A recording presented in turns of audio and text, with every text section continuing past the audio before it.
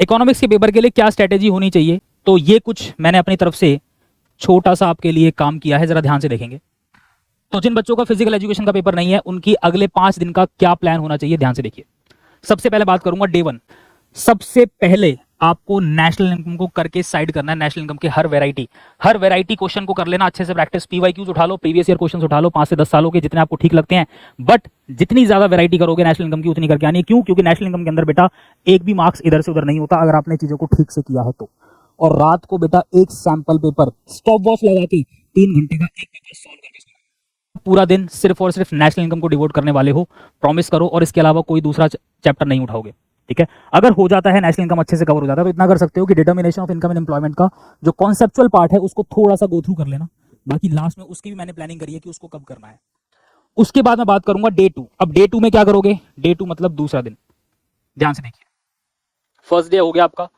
Day 2 में morning में जल्दी उठते ही सबसे पहले Indian economic development 2 chapter, 8 chapter आ रहे हैं, 2 चैप्टर कोई भी जो आपको सबसे अच्छे लगे, 2 चैप्टर कोई भी उठाओ, गो थ्रू करनी है एनसीईआरटी। और इसके अलावा अब तक जिस भी रेफरेंस बुक से आपने पढ़ा है, जिस भी प्राइवेट बुक से आपने पढ़ा है, आपने नोट्स बना रखे होंगे। नोट्स नहीं बनाएंगे तो आपने चीजों को समझा होगा। बस क्या करना है, चैप्टर को गो थ्रू करना है। डेटा पर ज्यादा फोकस मत करना। डाटा आपका एग्जाम में नहीं पूछा जाएगा, डाटा ऑलरेडी क्वेश्चन के अंदर गिवन होगा, आपको डाटा को समझकर उसको इलेबोरेट करना होगा, ठीक। तो डाटा को लेकर इतनी टेंशन नहीं लेनी। इंडियन इकोनॉमिक्स के मॉर्निंग में 2 चैप्टर करके साइड करने हैं।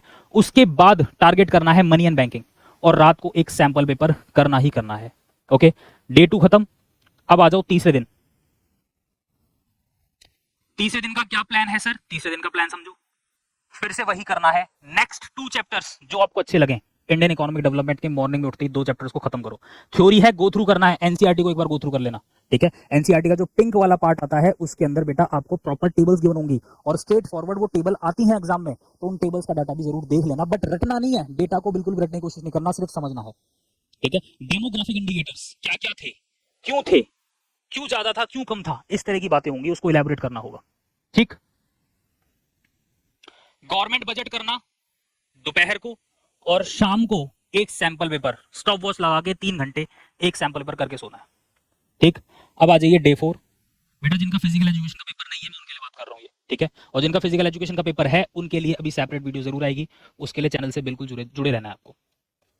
डे 4 फिर से मॉर्निंग में उठना है। Indian economic development 2 chapter, next 2 chapters, मतलब 6 चैप्टर आपके कवर हो जाने चाहिए 4 दिन, चौथे दिन तक।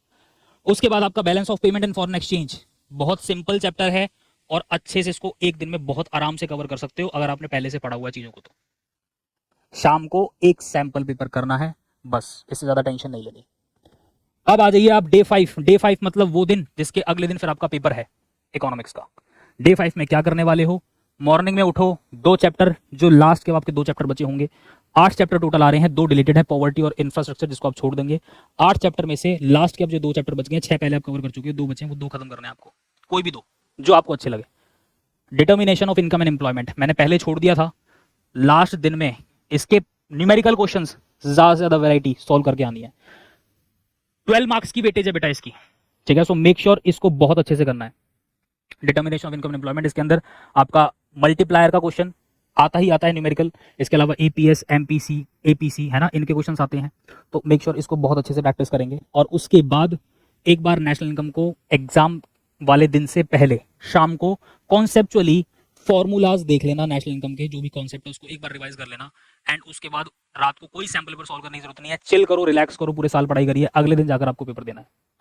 ये होगी इकोनॉमिक्स की स्ट्रेटेजी, ओके। और आगे आने वाले और भी सब्जेक्ट्स के लिए मैं कुछ ना कुछ स्ट्रेटेजी लाता रहूंगा, अकॉर्डिंगली आप मूव ऑन करोगे और डेफिनेटली आप अच्छा स्कोर करोगे। मैथमेटिक्स का जैसा मैंने आपके साथ डिस्कस किया था, मैंने बोला था कि एनसीईआरटी को हमेशा फर्स्ट प्रायोरिटी पर रखना होता है, और एनसीईआरटी का ही पूरा कॉन्सेप्चुअल पेपर था, ठीक। डिजिट्स चेंज हुए, एज इट इज पेपर वही होता है। Do like the video, subscribe the channel, share with your maximum friends. Thank you so much to all of you students. जय श्री श्याम।